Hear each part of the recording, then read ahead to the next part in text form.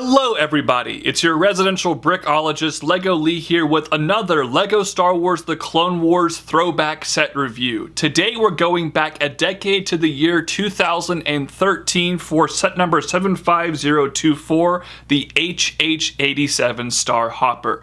This set used to retail for about $40 here in the United States, where it was a Walmart exclusive. Now adjusted for inflation, that price is just a few cents under $52 in 2023 money. It contained 362 pieces, and unfortunately I no longer have the box, but I do have the 68-page instruction manual that showcases what the box would have looked like. I absolutely love the 2013 box art with Episode 2 Yoda and the Geonosis background.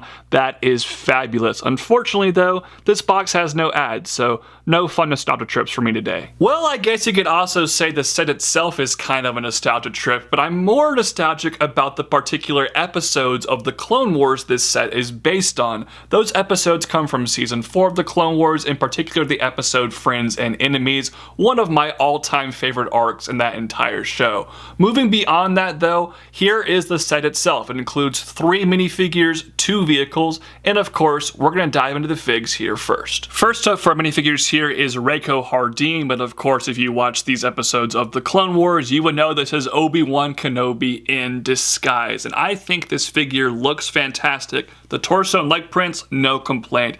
The face print does use that very outdated, weird, cartoony style of face print they used to do for Clone Wars characters. I'm glad they got rid of that, but I think of all the human characters, this one actually looks decent because that tattoo kind of covers up a lot of it and it looks really good. He actually has a little bit of back head printing and a nice back print as well, so all in all, a fantastic exclusive figure for this set. Figure number 2 here is the Nikto Guard, the only unnamed character in this set. And while this figure isn't necessarily bad when compared to the other 2 figures of this set, he feels rather underwhelming, especially in the torso print department. That print looks really basic to me. I know it's based on a cartoon show, but even for Clone Wars LEGO minifigure standards, it doesn't feel up to snuff. I do like the face print though. I think that is very detailed, and the back detail is good as well. So not a bad figure, just nothing crazy going on here. Last but not least here is Cad Bane, a very desired character from all of Star Wars The Clone Wars. The good news with this figure,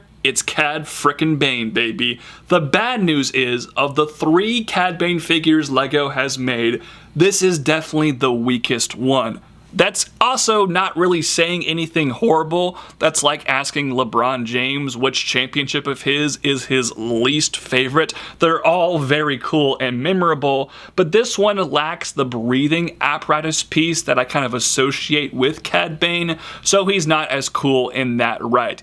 That being said, I think he still looks great. I love that hat piece. It is huge, extravagant, and looks absolutely fantastic, and he has some good detail from the back, so while it's not the best Cad Bane figure ever, it's still a great one to get. The first build of the set here is a petite little speeder bike for Mr. Kenobi disguised as Hardeen. When I say petite, here is a size comparison to the speeder bike that came with the Ambush on Ferric set based on Andor last year. You can see this thing is like half the size of that speeder bike. It is real small. There ain't a whole lot to talk about here. One sticker on the front, and honestly I feel like this piece could have just been brown. And there are some studs back here that look a little bit awkward, but they actually involve a play feature we'll look at later in the review, so stay tuned for that. And here is the Starhopper itself, which I have positioned in its landed mode, which is actually quite tall. Now, there isn't any special mechanism to fold these wings down. They're on very simple hinge pieces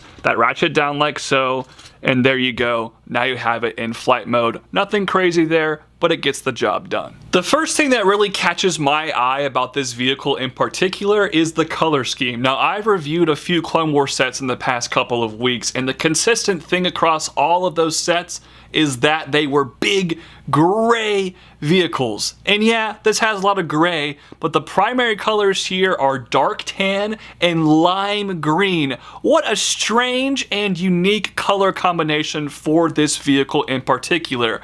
However, I still don't think this is the most aesthetically pleasing ship out there. This ship is just kind of a strange, very industrial looking vessel in the Star Wars universe. It's not my favorite looking ship, but LEGO did a really good job capturing this vehicle from the show. I love the flying saucer pieces up here and these stickers. Those went on very smoothly and add a lot of detail. Additionally, you have this cockpit piece, which is not used super often for LEGO Star Wars sets, and you can lift that up to reveal the interior. Now this interior is really spacious and it's very easy to put a figure inside here, and frankly I feel like they could have modified this interior to hold multiple figures. It's a lot of room for just one dude. That aside, you can close that up and that actually works out really well. Another very good play feature on this set is underneath the wings here. I'm going to fold up this wing to demonstrate. You of course have flick fire missiles. This set came out 1 year before the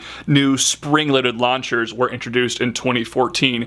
However, these flick missiles don't require you to flick them. You have these Technic rods back here, and if you push on the rods, it will launch the missiles for you, which is a very effective play feature, and I actually really like the design of the actuator for that function. That looks really good. Returning my focus to the wings, you have these fin pieces right here that can kind of be adjusted, but nothing crazy going on there. And then you actually have the top of the wing design here, which I do like this sticker, and there are some tiles, but all of this just looks clunky, stud heavy, and ugly. I feel like a lot more tiles could have smoothed this out. Not crazy about that design. That design feels even worse when you look at the back of this vehicle here, which is completely tiled off. Literally just take these same parts and put them on the wing, and I think it looks 10 times better. I like kind of the tapered down design here. I think that is really effective, and even the engine looks quite good. Now, you'd normally expect there to be some kind of storage at the back here. This is a pretty decently sized vehicle.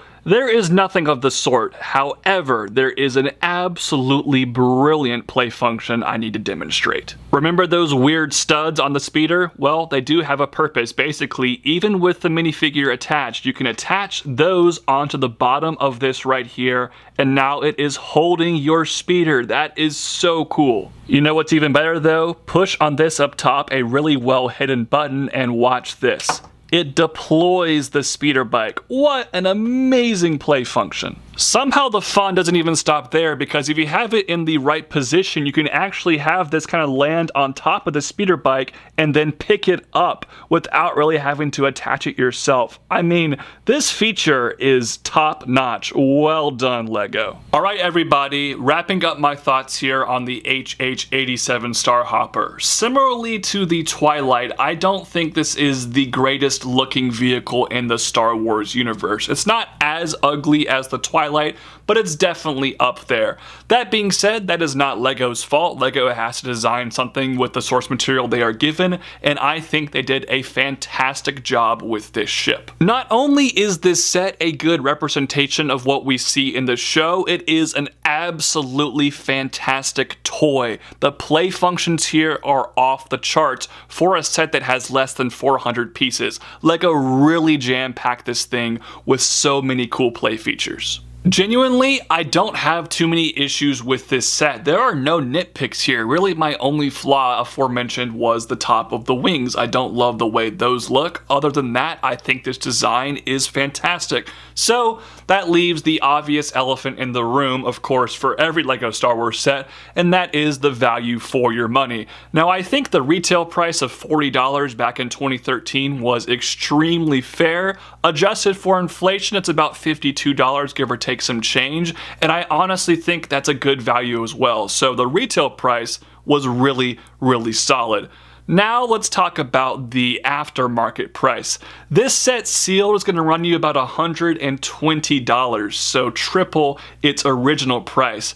I would not recommend buying this set for that amount. That is a lot of money to pay for not the coolest vehicle in the world. However, used, it's about half that price, and I think if you can find a good deal with well-applied stickers, definitely go for it, because it's a cool vehicle, and that's pretty similar to the adjusted for inflation price of this set anyways, so I would recommend this set on that front. So all in all, I think this is a really solid LEGO Star Wars set, which is why it's going to get an 8 out of 10. Those are just my thoughts though. I'd love to hear your thoughts in the comments down below. Also, give this video a big thumbs up, subscribe to this channel, turn on notifications, check the description for all my social media pages. Maybe consider looking at me on Patreon. I would love it if you supported the channel. Thank you all so much for watching my video. Have a great rest of your day, week, month, whatever for you. Peace out. God bless. Bye-bye.